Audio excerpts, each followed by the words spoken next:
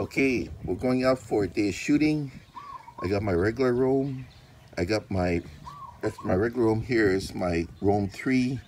That's the one I do most of my filming with. I got my room 2 as a backup and for underwater footage. But what's better? Add in another room. So I got a backup room, and just recently the good people at Contour want to make sure that my needs are taken care of before the new Contour 4 comes out. So they sent me another one again. So I'm up to quite a few rooms here, and it should help keep me going before the new Contour number 4 comes out. Thanks a lot, Contour.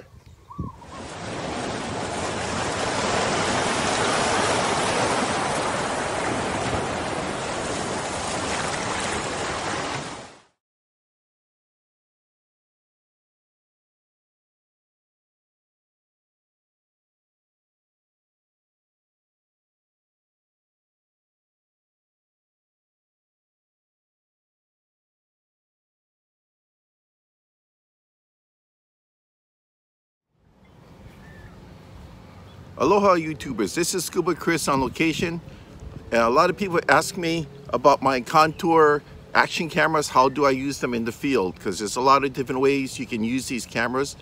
I'll show you how I use mine. The most important thing I use is a headband.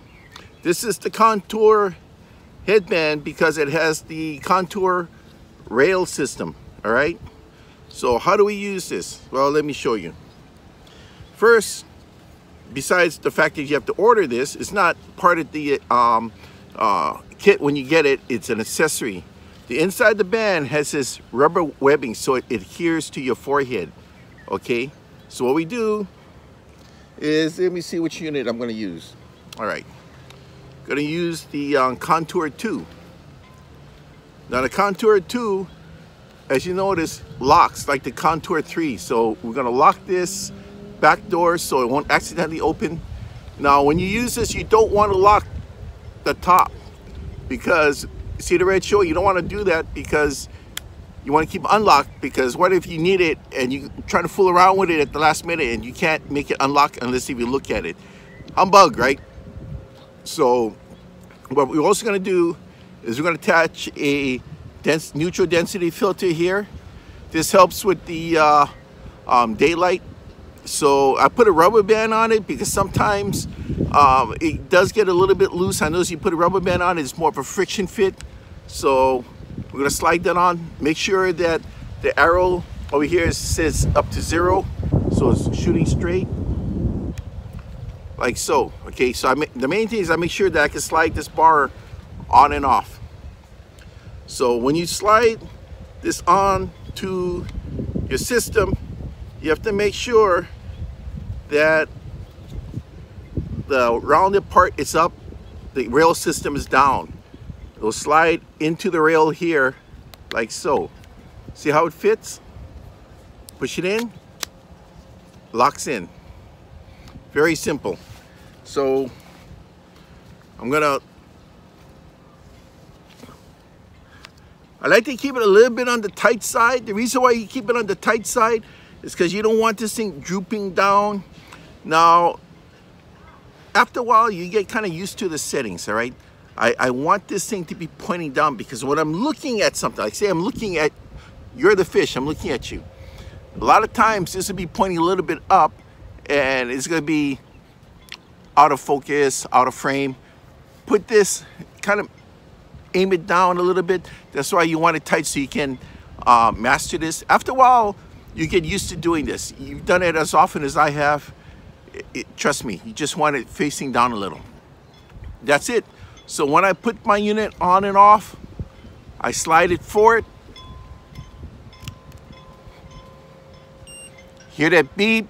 Now that means that the card is properly formatted. If you hear beep, beep, beep, beep, that means the card is not properly formatted. You're probably gonna have to go online, download the current firmware to update it, okay? Now we're gonna slide it back. Now listen. That tells you it's currently off, all right? So this is all I do when I go out and film. Now, I do put on a visor, keep the sun off. I like this one here because it has snaps on it. So I can snap it at the bottom. There. And it's this desert style, so I have this little flap in the back that covers my neck, and these two cover the side of my neck. But the one in the back, from the back of my neck, that's very important. Okay, so now when I have a hit and I go out there, I do take this off so I can go out there and film it. All right. But what if I have a fish right up to the side? Some people have noticed I've been filming some underwater here and there on the catch and release, the CNRs. Okay, what I do is I have another unit. This is the Roam 3. Normally I like to use the Roam 3 up here. I have several Roam 3s. I got 3 Roam 3s. Daniel T of Contour was nice enough to send me my 3rd one just the other week, so I have 3 of them. But I'm getting another SD card for that, and I'm still updating the firmware, so I decided to go with my older Contour Tour. Now see here, I mark every one over here. It tells me which unit this is, the older new one, the year I got it, and the micro SD card inside. So this one here comes with the regular lens protector. Right, when you pop open the back, you're gonna notice I already have my micro SD card in there. I have it on setting number 1. When you go to Storyteller, which you can download from the net, you can have it set to number 1 and number 2. You see that there? Each number 1 is set for 1080, number 2 is set for 720. What's good about 720 is you got more recording time. So it's up to you which setting you want. But again, we're gonna see this is unlocked. Showing the red, this is locked now. Now the top part is locked. We're gonna have it unlocked. Now what I do for my CNRs is, you're gonna notice on the top here, the 2 dots line up. So it's gonna shoot like that. So we're gonna turn this, click, the other way, I'm sorry. Click, click. So now the screw lines up with the white dot. Now when you shoot, the film footage is not gonna look like this. It's gonna look like the camera is like this. So what we're gonna do now is attach that to a selfie. So I found out for my type of filming, I only need 2 clicks out. 1, 2.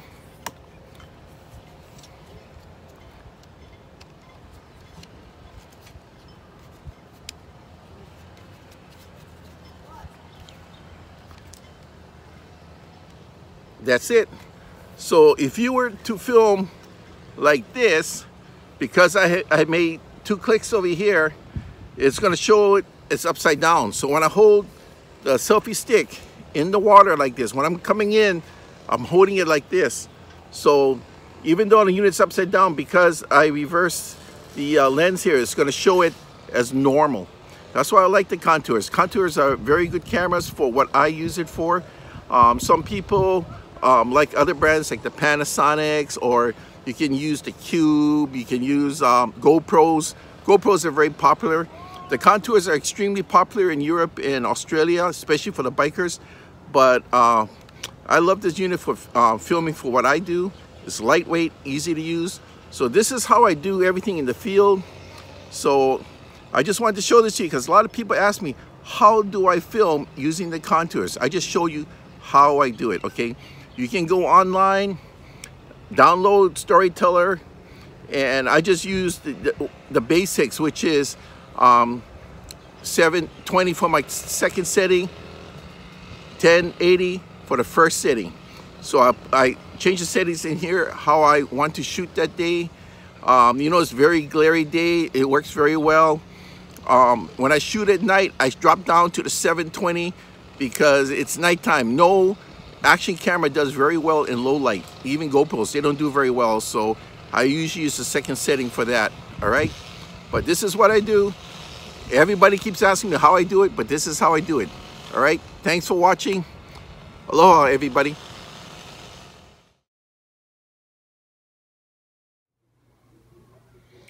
Okay, when I go out at night, I tend to use the red light on the right because it doesn't spook the fish as much as the white light on the left. But if I'm going to wide open spaces like sandy flats, I usually like to use the white light on the left. This one here, this is 7,000 lumen when fully engaged. This is 5,000. And the 7,000 is pretty strong, as you can see with the three beams. The 5,000 is also strong because it has a white light on the middle with the two reds.